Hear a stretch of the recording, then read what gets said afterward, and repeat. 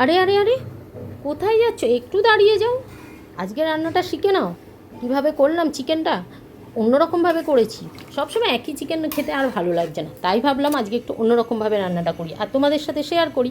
তাই চলে এলাম রান্না নিয়ে।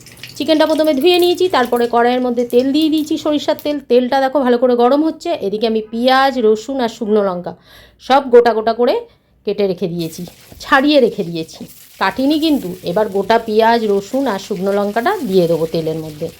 তার সাথে একটা গোটা টমেটোও দিয়ে দিলাম। দিয়ে এটা একটু লাল লাল করে ভেজে নেবো।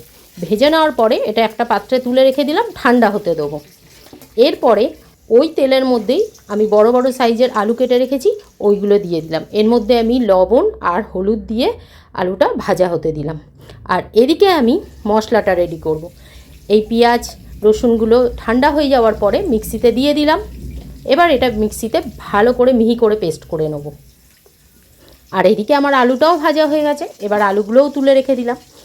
এবার ওই তেলের মধ্যে আমি তেজপাতা, গোটা জিরে আর কটা গরম মশলা দিয়ে ফোড়ন দিলাম। আর দেখো এখানে আমার মশলার পেস্টটা হয়ে গেছে।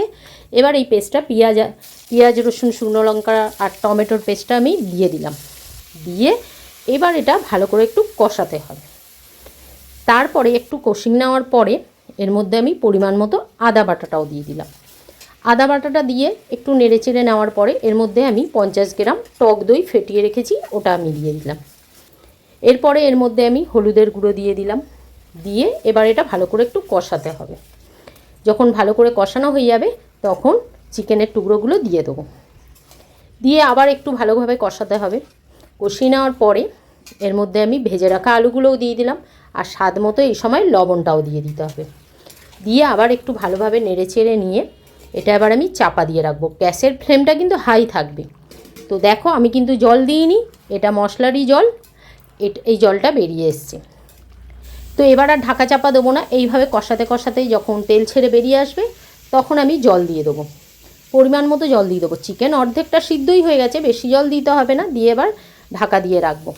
তারপরে যখন সিদ্ধ হয়ে যাবে সব কিছু, তারপরে আমি গরম মশলা ছড়িয়ে গ্যাসটা অফ করে দেবো আর ঢাকা দিয়ে রেখে দেবো। তারপরে দেখো চিকেন এবার রেডি। এবার গরম গরম পরিবেশন করে দাও। ভিডিওটা ভালো লাগলে শেয়ার করো।